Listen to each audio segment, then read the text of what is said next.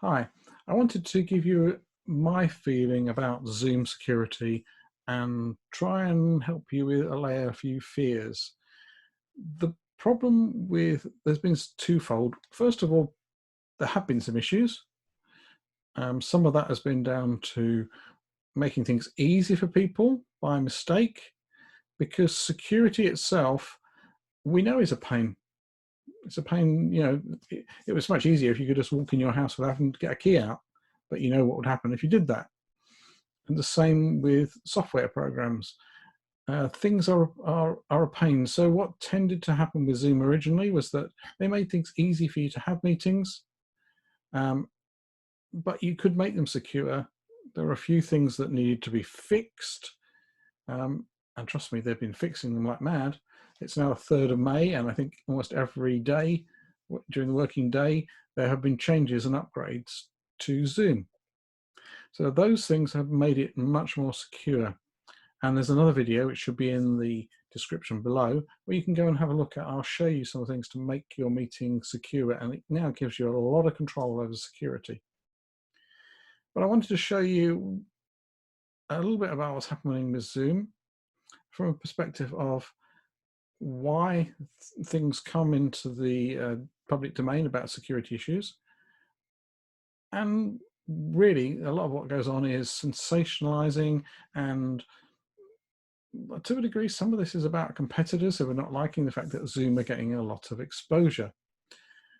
So yes, there have been some problems, and we'll take a look at some of those, but there's also been other problems with other things. So here's some things, the scary things. As I said, things have upgraded and things are a damn sight better than they used to be. There's still probably a few little issues. So but let's have a look at something else. Microsoft Teams. So a lot of you are being forced to use Microsoft Teams. So this is one day ago, so the 2nd of May, there was an ability of people to hack into Microsoft Teams and do some quite nasty things. Apple. So Apple, this is, let's have a look here, this one. Apple iPhone at risk of hacking through email app. This is 24th of April. This was quite a major thing that they found. And if you start looking, the more you look, you realize that every single thing that we have gets hacked. There's a problem with it. In principle, what's going on is something like this. Apple, for example, and Zoom and all the other companies have a bounty program. So there are security researchers that are very clever programmers who spend a lot of time trying to break things and trying to find ways in. Because what you find is, let's have a look down here. This, for Apple, this is a sort of money that they will pay if you tell them about a problem, right the way up to $1 million. Smaller companies like Zoom won't necessarily pay that kind of amount, but there is quite a lot of money for doing this. There's also a lot of kudos for these security people.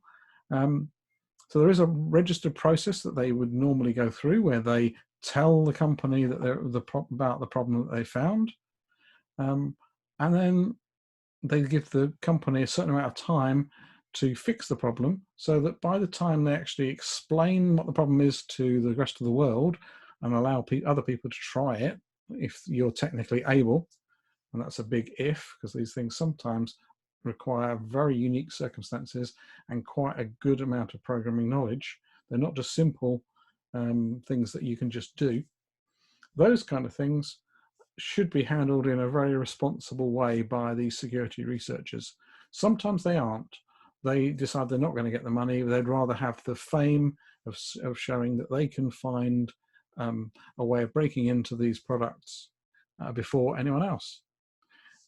So that's a lot of what goes on. And then this is then exasperated by the press, who want to have a sensational, you're putting your students at risk, blah, blah, blah. I'm not making a comment on GDPR, because I think that's a different issue, and your college may well have some good reasons from a GDPR point of view. I'm not an expert in it, so I can't comment. But from a security point of view, I think I'm reasonably happy with the way things are going. And equally, if you're just using it for recording videos, there is no risk, other than you might see something you don't want to see. and then you just stop the recording and you do it again.